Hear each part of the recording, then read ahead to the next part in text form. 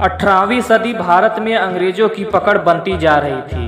भारत में अलग अलग राज्यों में राज कर रहे कई राजाओं ने पहले ही अंग्रेजों के गुलामी को स्वीकार कर लिया था, लेकिन इस समय किसी ने सोचा भी नहीं था कि दिल्ली पर कब्जा करके अंग्रेजों को भारत के एक छोटे राज्य झांसी की ये रानी उनकी औकात दिखा देगी। लेकिन ऐसा हुआ और अंग्रेजों के ताकतवर सेना के सामने झुकते हुए झांसी को उनके हवाले के बजाय रानी लक्ष्मी ने अपनी राज्य की रक्षा के लिए जंग करना और मातृभूमि के लिए मरना सही समझा।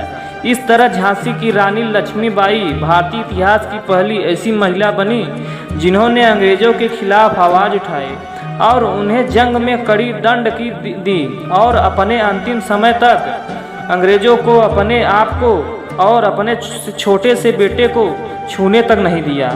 तो आज की इस वीडियो में हम झांसी की महारानी लक्ष्मीबाई के अंतिम समय के बारे में जानेंगे कि कैसे उन्होंने अंग्रेजों के दर्जनों सैनिकों को अपने बेटे के कंधे पर लेकर अकेले दोनों हाथों में तलवार लेकर मार गिराया। तो चलिए शुरू करते हैं। खूब लड़ी मर्दानी वह तो झांसी वाली रानी थी। लेखक सुभद्रा कुमारी की कविता झांसी की रानी की यह लाइन आज भी भारत के बच्चे बच्चे को याद है, जो हमें भारत में जन्मी एक ऐसी रानी की पीड़ित कथा सुनाती है जिसे बड़ी सेना और बिना बड़े हथियारों के अंग्रेजों को ऐसा नुकसान पहुंचाया कि आज भी इतिहास में रानी लक्ष्मीबाई की वीरता को याद करता है। भारतीय इतिहास में रानी लक्ष्मीबाई भारत के सबसे पहले स्वतंत्रता के संग्राम के प्रतीक मानी जाती हैं, जिसने अंग्रेज की हुकूमत के खिलाफ किसी भी जंग में बिना किसी राजा के होते हुए भी अपने राज्य और अपने छोटे बेटे की सुरक्षा को अपने कंधों पर उठाया और अपने बेटे के साथ ही उस कमर पर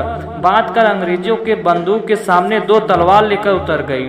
रानी लक्ष्मीबाई ने ग्वालियर में अंग्रेजों के खिलाफ जंग लड़ते हुए अपनी जीवन अपने राज्य और अपने मातृभूमि के लिए न्यौछावर हो गई और अपने अंतिम सांस तक अपनी कही हुई बातों को पूरा किया और अपनी आखिरी सांस तक अंग्रेजों के हाथ में नहीं आई।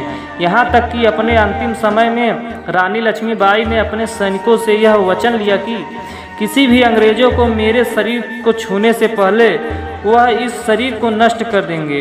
तो चलिए मैं बताता हूँ कि रानी लक्ष्मीबाई का जन्म 19 नवंबर 1828 भारत के धर्म नगरी वाराणसी में हुआ था। इनको बचपन में मनु के नाम से पुकारा जाता था। यह बचपन से ही तलवारबाजी में तीव्रता थी।